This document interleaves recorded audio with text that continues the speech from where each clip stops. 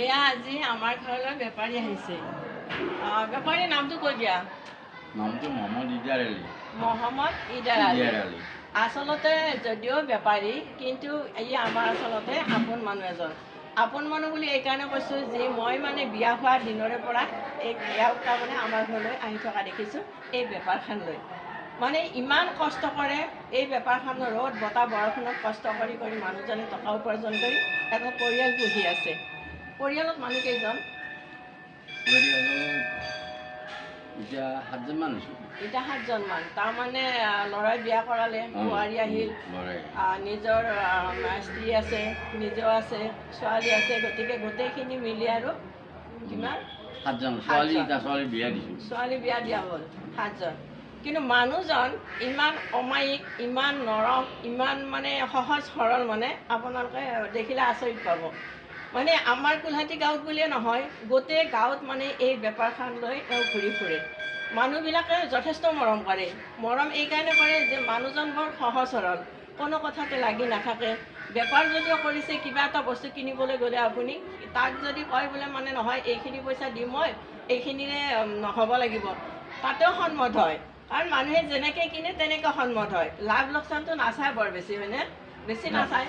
কাৰণ মানুহৰ লগত মিলা প্ৰীতিটোৱে আচল কথা, মানুহক ভাল পোৱাটোৱে আচল কথা। সেইকাৰণে মানে মানুহক কেনেকৈ ভাল পাব পাৰে, কেনেকৈ আকৰ্ষণ কৰিব পাৰে, বেপাৰী হৈছে তেনেকুৱা মানুহ।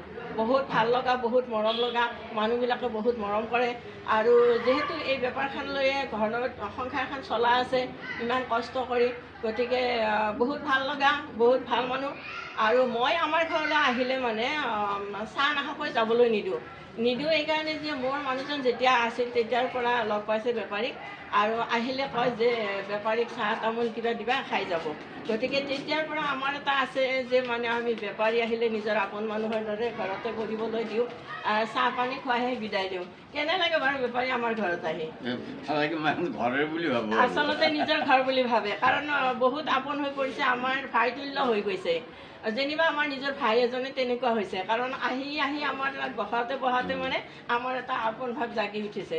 গতিকে বহুত, আৰু মই বিশেষকৈ এটা কথা ক'ব লাগিব যে আমাৰ যেতিয়া ছোৱালীহঁত আমাৰ ঘৰলৈ আহে, সিহঁতৰ যেতিয়া কেঁচুৱাবিলাক আনে, এই বেপাৰী কেঁচুৱাবিলাকক কাপোৰবিলাক এনেই দিয়ে, তাৰমানে পইচা নলয় আৰু মানে নিজৰ ভাগিনৰ দৰে ব্যৱহাৰ কৰে আৰু বহুত মৰম কৰে। গতিকে তেনেকুৱা মানুহ এজন বহুত ভাল লাগে। আৰু ভৱিষ্যত ভাল হওক, বেপাৰী উন্নতি লাভ কৰক, আগুৱাই যাওক। এই বেপাৰখন কৰি যিহেতু চলি আছে, আগুৱাই যাওক, মই এইখিনি আশীৰ্বাদ কৰিলোঁ। আৰু ভগৱানে ভালে ৰাখক, দীৰ্ঘজীৱী হওক। বেপাৰী কি ক'বা? এনেই তুমি আমাৰ গাঁওখনতে অকল ঘূৰা নে আন ক'ৰবাতে? কোলহাটীত বেছিকৈ। বেলেগ জেগা ঘূৰিব নোৱাৰোঁ। এটা চিপা ঘূৰাৰ লগে লগে আপোনাৰ এই গধূলি হ'লে দিনটো বেপাৰখন লৈ ঘূৰি ফুৰে, বা বৰষুণৰ বতৰতো ঘূৰি ফুৰে। কেতিয়াবা বৰষুণ আহিলে আমাৰ ঘৰতে আহে, আহি পেলাই আমাৰ টিঙৰ চাইলাৰ তলতে দোকানখন থৈ দিয়ে। গতিকে এনেকুৱাও কৰে। গতিকে বহুত ভাল, বহুত মৰমীয়াল, আৰু বহুত আৰু কি ক'ম আৰু ক'বলৈ ভাষা নাই, মানে ইমান ভাল, ইমান সহজ সৰল। ঠিক আছে।